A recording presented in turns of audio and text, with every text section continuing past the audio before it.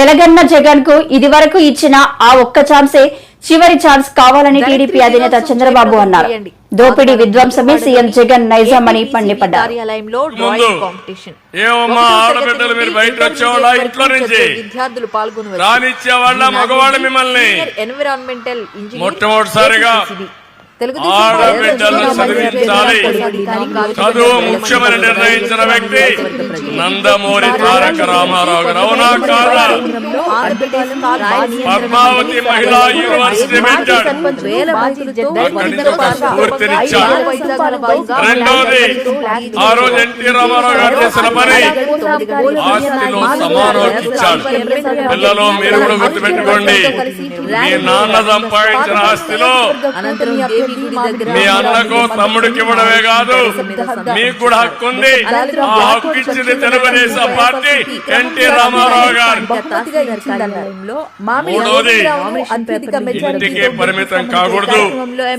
వేదిక పైన ఇప్పుడు మగవాళ్ళు ఎక్కువ ఉన్నారు, భవిష్యత్తులో మగవాళ్ళ కంటే మీ ఆడబిడ్డలే ఎక్కువ ఉండే రోజు వస్తుంది. అందుకే చట్టసభల్లో కూడా 33% రిజర్వేషన్ రావాలన్నది నా ఆకాంక్ష. తొందరలో వస్తుంది. 2029కి 33% రిజర్వేషన్ కలుపుకుంటే మీరు కూడా మగవారితో సమానంగా వచ్చే అవకాశం వస్తుంది. ఇది ప్రారంభించింది ఎన్టీ రామారావు గారు. మొట్టమొదటిసారిగా స్థానిక సంస్థల్లో దేశంలోనే మొట్టమొదటిసారి 8% రిజర్వేషన్లు సర్పంచ్లుగా, ఎంపీపీలుగా, జడ్పీ చైర్మన్లుగా ఏర్పాటు చేసింది ఎన్టీ రామారావు గారు. అది చరిత్ర. నేను ఒకసారి అడుగుతున్నా, నేను డాక్రా సంఘాలు పెట్టక మనుపు ఏమమ్మా మీరు బయట వచ్చేవాళ్ళ అని మిమ్మల్ని అందరూ అడుగుతున్నా. రాష్ట్రంలో ఉండే ప్రతి ఒక్క మహిళ ఆలోచించాలి. చిన్నప్పుడు మీరంతా తల్లిదండ్రుల పైన ఆధారపడేవాళ్లు, తల్లి తండ్రి ఆలోచించేవాళ్లు.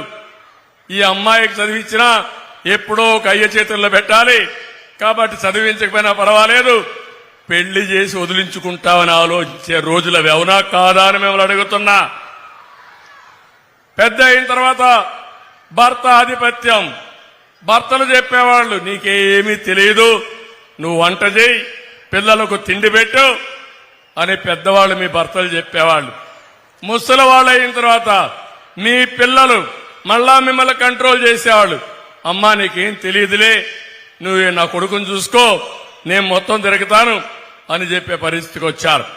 నేను ఆలోచించాను, 50% జనాభాలో ఆడబిడ్డలున్నారు. మీరు పని చేయకపోతే, మీకు ఆత్మగౌరవం లేకపోతే ఈ సమాజానికి మంచిది కాదని ఆలోచించిన పార్టీ తెలుగుదేశం పార్టీ. అందుకే నేను డాక్రా సంఘాలు పెట్టానని చెప్పి నేను మీకు తెలియజేస్తున్నా. నేను డాక్రా సంఘాలు పెట్టినప్పుడు చాలా మంది ఎగతాళి చేశారు. ఏదో మీ చంద్రన్ ఉన్నాడు, మీకేదో చెప్తున్నాడు, మీరు కూడా సంఖలో బ్యాగ్ వేసుకొని తిరుగుతున్నారు, ఏమొస్తుందని చెప్పారు. కానీ నేను ఒకే మాట ఇచ్చాను, మీరు ధైర్యంగా ఉండండి, ఎవరన్నా అడిగితే నా పేరు చెప్పండి. విశాఖ ఉత్తర నియోజకవర్గంలో గెలుపు ఏ విధంగా ఉండబోతుందో నిన్న మా వైసీపీ కార్యకర్తలు చూపించారు అని వైసీపీ ఎమ్మెల్యే అభ్యర్థి కేకే రాజు అన్నారు. ఈ ఎన్నికల్లో తాము 40,000 మెజారిటీతో గెలుపొందుతామని అన్నారు. మా ప్రభుత్వం వైఎస్ఆర్ కాంగ్రెస్ పార్టీ ప్రభుత్వం జగన్మోహన్ రెడ్డి గారి ముఖ్యమంత్రి అయిన తర్వాత ఏదైతే ఎన్నికల మేనిఫెస్టోల అంశాలు ఉన్నాయో, ఒక నియోజకవర్గ ఇన్ఛార్జిగా జగన్మోహన్ రెడ్డి గారి ఆశీస్సులతో మా నాయకులు, కార్యకర్తలు, ప్రజల సహాయ సహకారాలతో మేనిఫెస్టోలో ఉన్న అంశాలన్నింటినీ కూడా కులాలకేం పార్టీలకు అతీతంగా చాలా ఎక్కడ ఎలాంటి స్వార్థం లేకుండా నిస్వార్థంగా ఎలాంటి పక్షపాతం లేకుండా అమలు చేశాం. అన్నిటికంటే కూడా ముఖ్యంగా ఈ నియోజకవర్గానికి సంబంధించి 1,450 కోట్ల రూపాయల పెట్టుబడులు తీసుకొచ్చాం పెద్ద ఎత్తున. తద్వారా ఈ నియోజకవర్గంలో ఎవరు కూడా కలలో కూడా ఊహించలేనంటి విధంగా 15,000 నుంచి 18,000 మందికి ఉపాధి ఉద్యోగ అవకాశాలు కల్పిస్తున్నాం.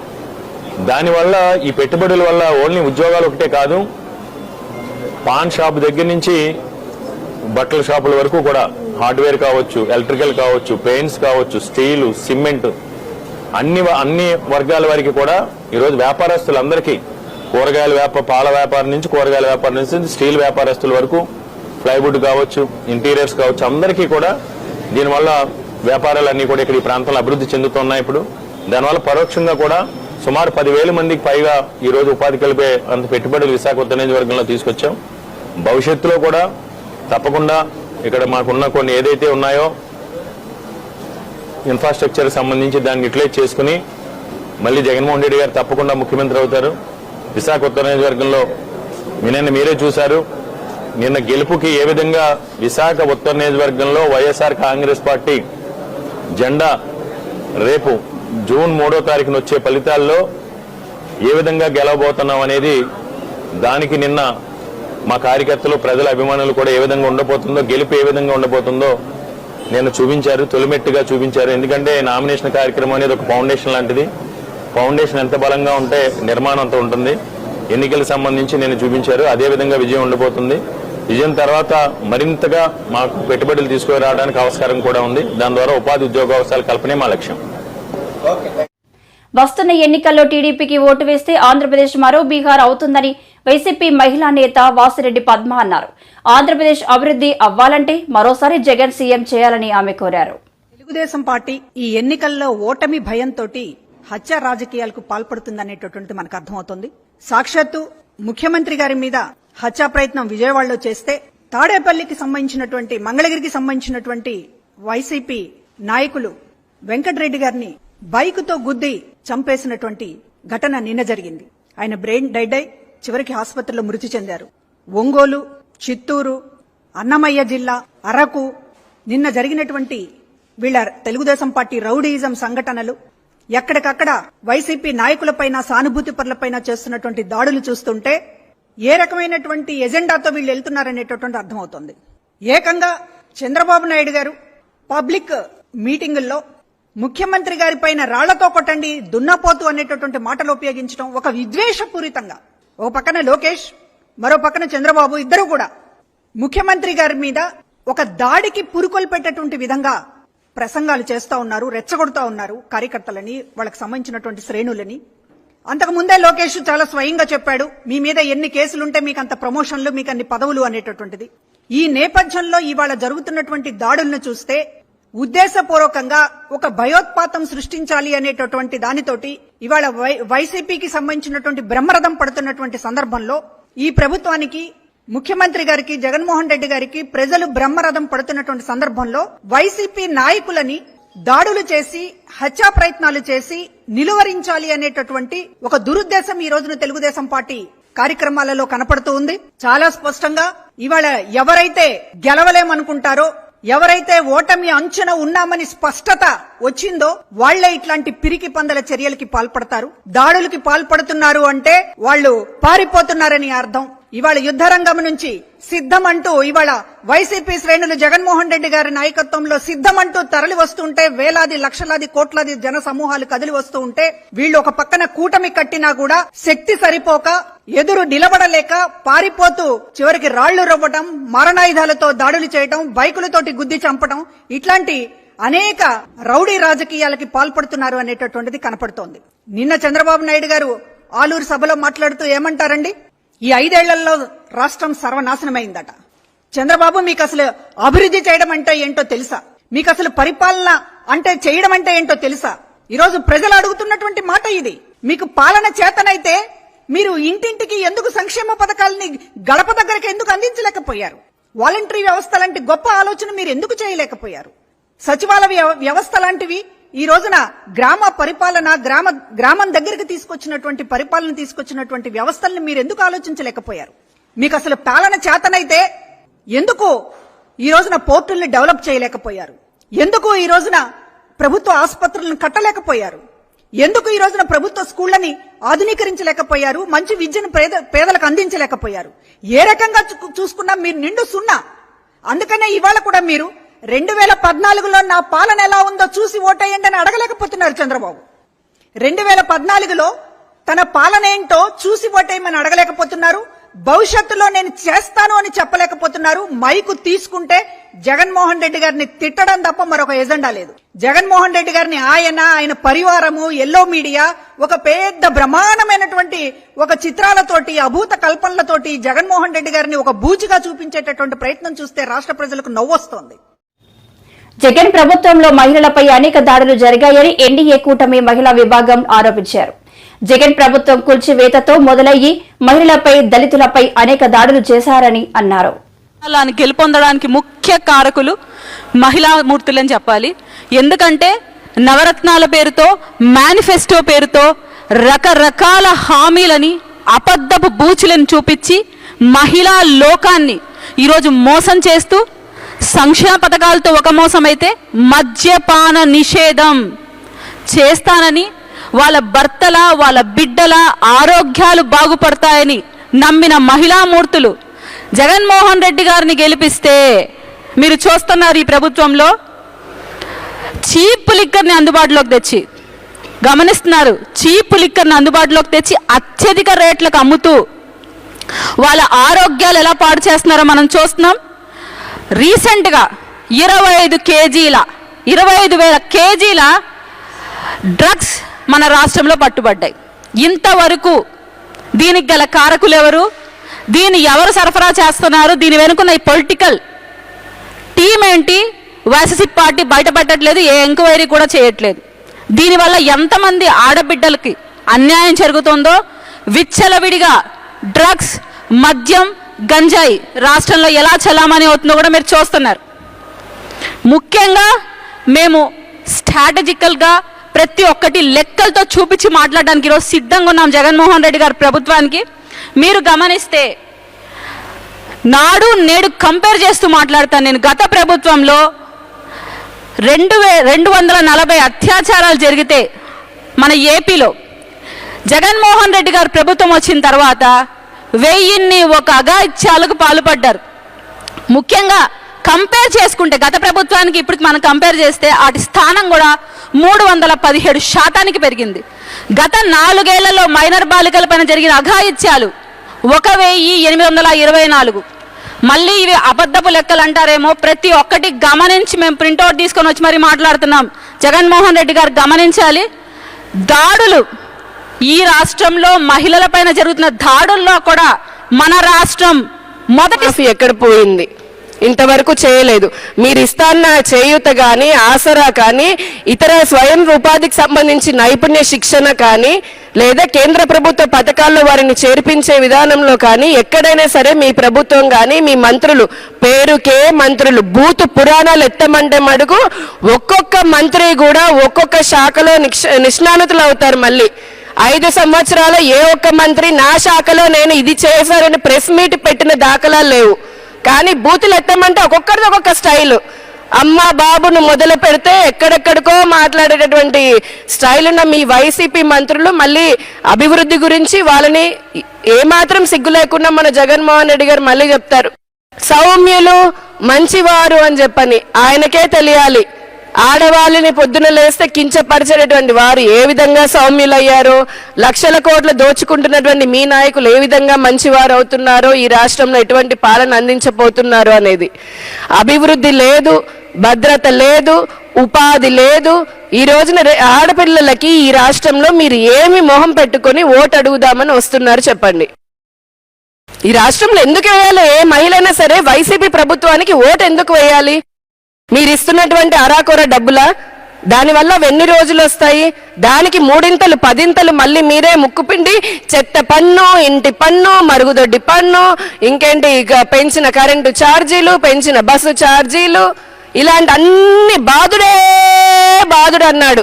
నిజంగా ఆ పదము చిన్న పిల్లాడు కూడా అనుకున్నారు అప్పుడు, ఏంటో ఇదో బాధుడంటే. ఈ రోజు ప్రతి ఇంట్లో ఉన్నటువంటి మహిళలకి, ఈ రాష్ట్రంలో ఉన్న ప్రజలకి బాధుడుగా దానింత మరింత బారున బాధుడు రక్తాన్ని పిండి ఈ రాష్ట్రాన్ని ఏమాత్రమో శక్తి లేనటువంటి రాష్ట్రంగా తయారు చేసుకుంది వైసీపీ. మీరు ప్రజల దగ్గరికి వెళ్ళి మేము సిద్ధమా అని చెప్పని అడుగుతున్నారు. ప్రజలు కూడా చాలా సిద్ధంగా ఉన్నారు. ఇటువంటి అరాచక అవినీతి పాలన చేసేటటువంటి వైసీపీని ఇంటికి కానివ్వండి, ధాన్యం కొనుగోలు కేంద్రాలు కానివ్వండి, అలా ఎన్నో సమర్థవంతంగా నిర్వహించగలరు డ్వాక్రా మహిళని చెప్పి వాళ్ళకి అప్పగించడం జరిగింది.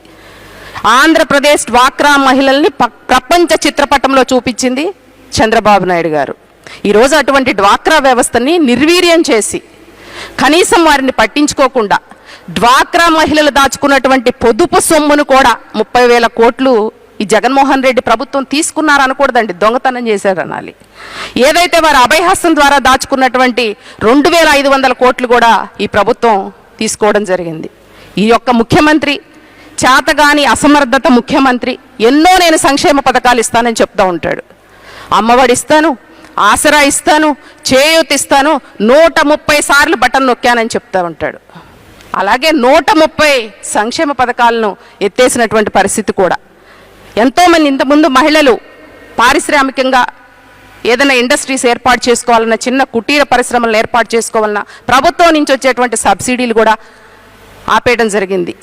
అలాగే ఏదైతే గ్రామీణ ప్రాంతాల్లో ఉన్నటువంటి మహిళలకి వృత్తి నైపుణ్యంలో శిక్షణ ఇచ్చే కార్యక్రమాన్ని గత ప్రభుత్వంలో చేస్తే ఈరోజు అవి కూడా తీసివేసి మహిళా సంక్షేమానికి నేను ఏం చేశాను అనేది ఒకసారి జగన్మోహన్ రెడ్డి గారు కానీ, వారి ప్రభుత్వం కానీ, వారి మంత్రులు కానీ చర్చకు వస్తే మేము చెప్పడానికి సిద్ధంగా ఉన్నాం. దాదాపు గత ప్రభుత్వంలో చంద్రబాబు నాయుడు గారు 2014లో ముఖ్యమంత్రి అయ్యే నాటికి 13,600 కోట్లు మాత్రమే రుణమాఫీ ఉంటే, రుణమాఫీ కానివ్వండి, పసుపు కుంకం కానివ్వండి, అలాగే సున్నా వడ్డీ రుణాలు కానివ్వండి, మొత్తం టోటల్గా 23,000 కోట్లు రుణమాఫీ చేసినటువంటి ప్రభుత్వం గత ప్రభుత్వం. ఈ ప్రభుత్వం అధికారంలోకి వచ్చే ముందు తన సాక్షి పేపర్లోనే రాశారు 27,000 కోట్ల రుణాలు మాఫీ చేస్తానని. దాన్ని 25,000 కోట్లకే కుదించేసి అందులో కూడా కోతలు కొద్ది మందికే 78 లక్షల మందికి మాత్రమే. జలగన్న జగన్ కు ఇది వరకు ఇచ్చిన ఆ ఒక్క ఛాన్సే చివరి ఛాన్స్ కావాలని టీడీపీ అధినేత చంద్రబాబు అన్నారు. దోపిడీ విధ్వంసమే సీఎం జగన్ నైజం అని మండిపడ్డారు. ముందు ఏమమ్మా ఆడబిడ్డలు మీరు బయట వచ్చేవాళ్ళ, ఇంట్లో నుంచి రానిచ్చేవాళ్ళ మగవాళ్ళు మిమ్మల్ని? మొట్టమొదటిసారిగా ఆడబిడ్డలను చదివించాలి, చదువు ముఖ్యమని నిర్ణయించిన వ్యక్తి నందమూరి తారక రామారావు గారు. అవునా కాదా? పద్మావతి మహిళా యూనివర్సిటీ పెట్టాడు, అక్కడి నుంచి ఒక స్ఫూర్తినిచ్చాడు. రెండవది, ఆ రోజు ఎన్టీ రామారావు గారు చేసిన పని ఆస్తిలో సమాన హక్కు ఇచ్చాడు. పిల్లలు మీరు కూడా గుర్తుపెట్టుకోండి, మీ నాన్న సంపాదించిన ఆస్తిలో మీ అన్నకో తమ్ముడికి ఇవ్వడమే కాదు, మీకు కూడా హక్కు ఉంది. ఆ హక్కు ఇచ్చింది తెలుగుదేశం పార్టీ, ఎన్టీ రామారావు గారు. మూడోది, ఇంటికే పరిమితం కాకూడదు. వేదిక పైన కూడా మగాళ్ళు ఎక్కువ ఉన్నారు. భవిష్యత్తులో మగవాళ్ళ కంటే మీ ఆడబిడ్డలే ఎక్కువ ఉండే రోజు వస్తుంది. అందుకే చట్టసభల్లో కూడా 33% రిజర్వేషన్ రావాలనేది నా ఆకాంక్ష. తొందరలో వస్తుంది. 2029కి 33% రిజర్వేషన్లు కలుపుకుంటే మీరు కూడా మగవారితో సమానంగా వచ్చే అవకాశం వస్తుంది. ఇది ప్రారంభించింది ఎన్టీ రామారావు గారు.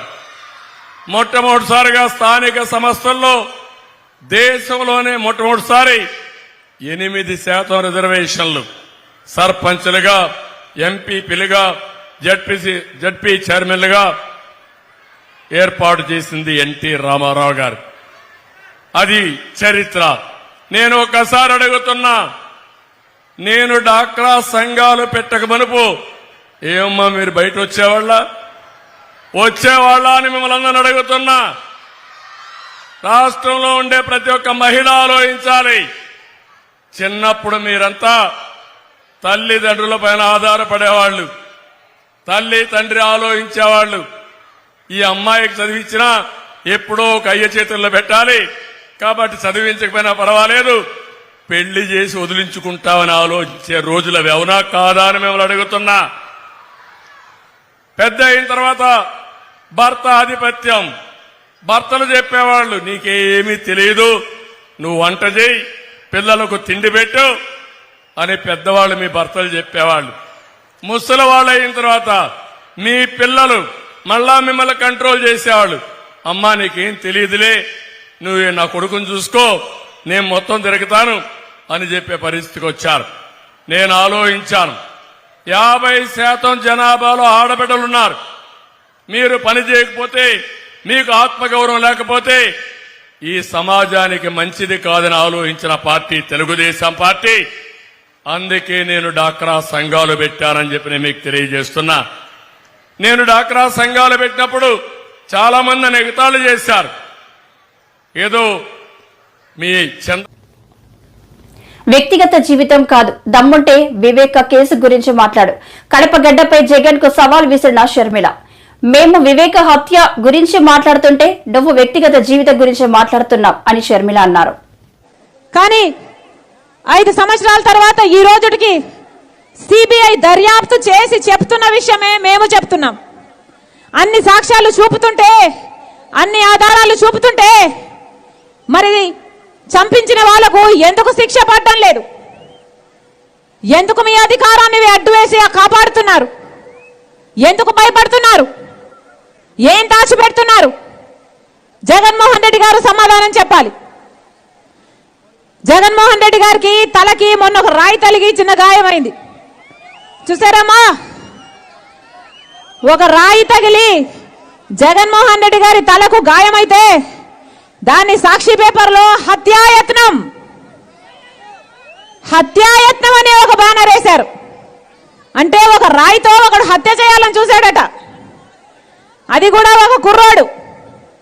బుల్లెట్తో కాల్చడం కాదు, గురి చూసి కాల్చడం కాదు, ఒక రాయితో ఒక కుర్రోడు హత్య చేయాలని చూశాడట. దానికి హత్యాయత్నం అని పెద్ద బ్యానర్ ఐటమ్ చేశారు. జగన్మోహన్ రెడ్డి గారు సమాధానం చెప్పాలి. ఒక రాయితో కొడితే మీకు అది హత్యాయత్నం లాగా కనిపించింది. అదే వివేకానంద రెడ్డి గారిని 7 సార్లు గొడ్డలితో నరికి నరికి నరికి చంపితే ఆయన తలలో ఎముకలు కనిపిస్తున్నాయి, ఆయన మెదడు బయటికి వచ్చింది. అలాంటిది మీకు హార్ట్ అటాక్ లాగా ఎందుకు కనిపించింది? అది హార్ట్ అటాక్ అని ఎందుకు ప్రచారం చేసింది సాక్షి? జగన్మోహన్ రెడ్డి గారు సమాధానం చెప్పాలి.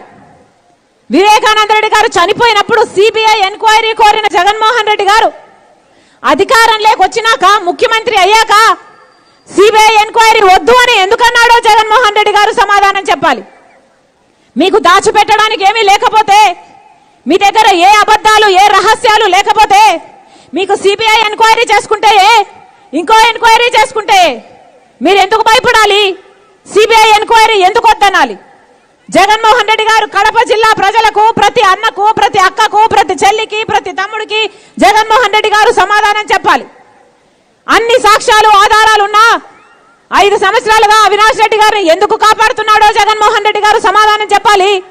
అన్ని సాక్ష్యాలు ఆధారాలు ఉన్నా మళ్ళీ అదే అవినాష్ రెడ్డికి ఎంపీ టికెట్ ఎందుకు ఇచ్చాడో జగన్మోహన్ రెడ్డి గారు సమాధానం చెప్పాలి. ఈరోజు చూస్తున్నారు, సమాధానాలు చెప్పాల్సిన జగన్మోహన్ రెడ్డి గారేమో సమాధానాలు చెప్పరు.